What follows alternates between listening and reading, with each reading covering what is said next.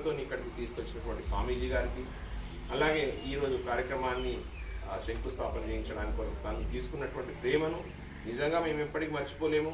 అలాగే ఒక చిన్న శివుడికి సంబంధించింది ఏమంటాడంటే, ప్రతి వ్యక్తి దాంట్లో ఒక చిన్న ప్రాణం కడుపులో నుంచి పోసుకొని పురుడు పోసుకొని బయటికి వచ్చేటప్పుడు దేవుడు లేడని ఎవరంటారు చెప్పండి? స్వామీజీ మనం ఉంటాం ఒక రూమ్లో ఒక 5 నిమిషాలు 10 నిమిషాలు ఉంటేనే మాకు సఫోకేషన్ వచ్చి ఆక్సిజన్ అందక మనం చనిపోతుంటాం. అటువంటిది తల్లి గర్భంలో ఒక చిన్న బాబు చిన్నగా ఇంత నుంచి స్టార్ట్ అయ్యి 9 నెలల తర్వాత ఈ ప్రపంచానికి వచ్చిన తర్వాత ఏడవడం ఎవరు నేర్పించింది? ఇదంతా సృష్టికి సంబంధించినటువంటి భగవంతుడి యొక్క లీల. లేకపోతే మనం ఏ రకంగా ఉంటుంటిమి? చూడడానికి చాలా రెగ్యులారిటీ అయినా కానీ ప్రతి దాంట్లో ఒక విశిష్టత ఉంది. అన్నముఖం అన్నకు లేదు, అన్నముఖం అన్నకు లేదు, నాముఖం ఎవరికి లేదు. ఒక్కొక్క ప్రాణిని ఒక విచిత్రంగా తీర్చిదిద్దినటువంటి ఆ కళాకారుని ఏమనాలా? ఆర్టిఫిషియల్ ఇంటెలిజెన్స్ అన్నా, లేదంటే కంప్యూటర్లు అనుకున్నా, ఇంకా ఏమనుకోవాలా? ఏ వ్యక్తికి ఒక కన్ను ఇంకో కన్నుతో పోల్చలేము. ఆ కన్ను ఈ యొక్క బొటన వేలు కొన్ని కోట్ల మంది ఉన్నా కానీ ఏ దానికి లింక్ లేకుండా ఈ దేవుడు ఎట్లా పుట్టించాడు? అందుకోసం అంటారు కదా, శివుడి యొక్క జనించు ప్రతి శిశుగలమున్న పలికిన జీవననాద తరంగం, చేతన పొందిన స్పందన ధ్వనించు హృదయ మృదంగ గానం, జనించు ప్రతి శిశుగలమున్న పలికిన జీవననాద తరంగం, చేతన పొందిన స్పందన ధ్వనించు హృదయ మృదంగ గానం,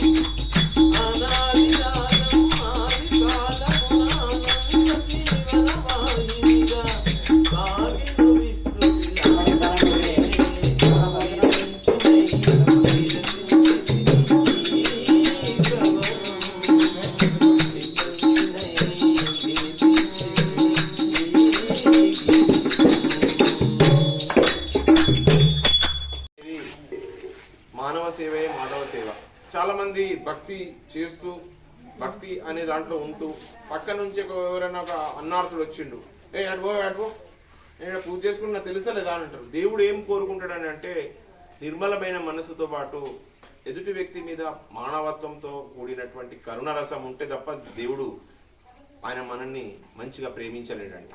మీ అందరికీ తెలుసు, ఒక వ్యక్తి రోజు దేవుడికి పూజ చేస్తుంది, పొద్దున్నే లేవడం, నిష్టగా దేవుడి యొక్క సన్నిధికి వెళ్ళడం, పూజ చేసుకోవడం, చేయడం. ఒక వ్యక్తి ఒక మహిళ ఎటువంటి భర్త చనిపోయిన తర్వాత ఆమె కొన్ని ఇబ్బందికరమైన వాతావరణంలో ఆమె ఏ పూజ చేయకపోతుండేనంట.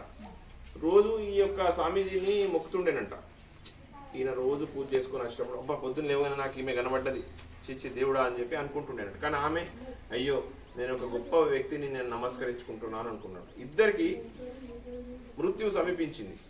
అక్కడ నుంచి దేవుడు, ఇక్కడ నుంచి స్వర్గం నుంచి వీళ్ళు వచ్చారు, నరకం నుంచి యమకింకర్లు వచ్చారు. వీళ్ళు అనుకుంటున్నట్టుగా నాకు టైం అయిపోయింది, నేను పోతున్నా మంచి ప్లేస్కి, నేను కూడా నరకంకి వెళ్తాను. ఆమె కూడా పాపం బాధపడుతున్నాను. కానీ దైవకు సంబంధించిన వ్యక్తులంతా ఆమె దగ్గరికి వచ్చారట, యమకింకర్లందరూ ఇతని దగ్గరికి వచ్చారట.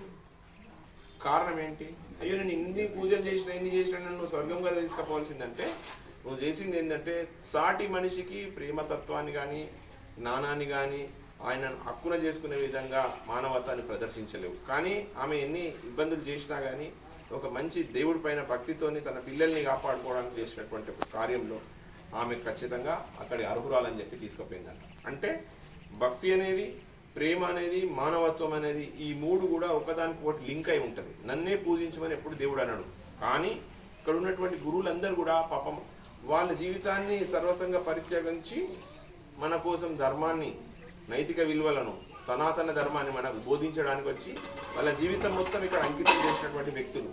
ఆ వ్యక్తులు ఉండడం వల్లనే మనకు ధర్మము ఇన్ని కాలాల పాటు ఇంతగానో మంచిగా విస్తరిస్తున్నది. వారికి ఇచ్చే స్థానం కూడా దేవుడు ఖచ్చితంగా దేవుడే డైరెక్ట్ రాడు కాబట్టి దైవాంశ సంభూతులుగా వాళ్ళు ఇక్కడికి వచ్చి మనకు జ్ఞానాన్ని, విద్యను, భగవంతుని యొక్క భక్తిని, మానవత్వాన్ని అన్నీ నేర్పించడానికి ఇక్కడికి వచ్చినటువంటి వాళ్లకు మేము చాలా చిన్న వ్యక్తులము. సో వారి యొక్క జ్ఞానం ముందు మేము చాలా చిన్న వ్యక్తులము. అయినా సరే వారి నుంచి ప్రతి క్షణం మనం నేర్చుకోవాల్సిన అవసరం ఉంది.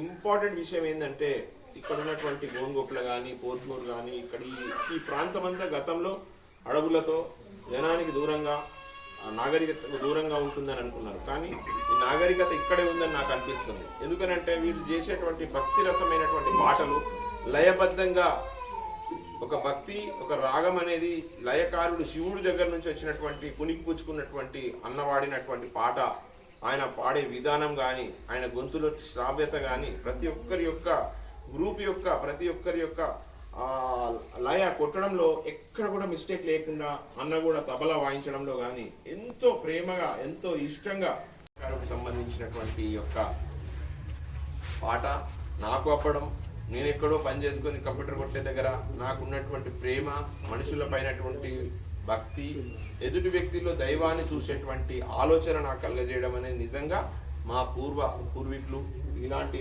పెద్దలు, గురువుల యొక్క సార్ లాంటి గురువుల యొక్క ప్రేమనే నాకు అర్థింది. అందుకోసమే దేవుడు ఎక్కడో ఉన్నటువంటి నన్ను ఈ ప్లేస్కి తీసుకొచ్చి మా అన్నలందరి దగ్గర పరిచయం చేసి పాట పాడే విధంగా చేసినందుకు నిజంగా నేను చాలా గర్వంగా ఫీల్ అవుతున్నా. కూడా ఖచ్చితంగా ఆ భగవంతుని యొక్క కృపతోని డబ్బు రావాలో ఇంకా రావాలో నేను అనట్లేదు, మీ మనసు సంతోషంగా ఉంది అనేటట్టు భగవంతుడు ఖచ్చితంగా చేస్తాడని అనుకుంటూ, అన్నిటికంటే ఫైనలైజ్డ్ మృత్యువు ఎప్పుడు కూడా మనకు కొంచెం ఉంటుంది మెడ మీద. ఆ లోపల మనం చేయాల్సినటువంటి మంచి పనులని చేసే వెళ్తామన్న కాంక్షతోని ఇటువంటి మహనీయులు, వీళ్ళలాంటి మహనీయులను మమ్మల్ని ఇక్కడ కలిపినందుకు, నన్ను తోడ్పరిచిన ఎంబటి వస్తున్నటువంటి నా అన్నలందరికీ కూడా కృతజ్ఞతలు చేస్తూ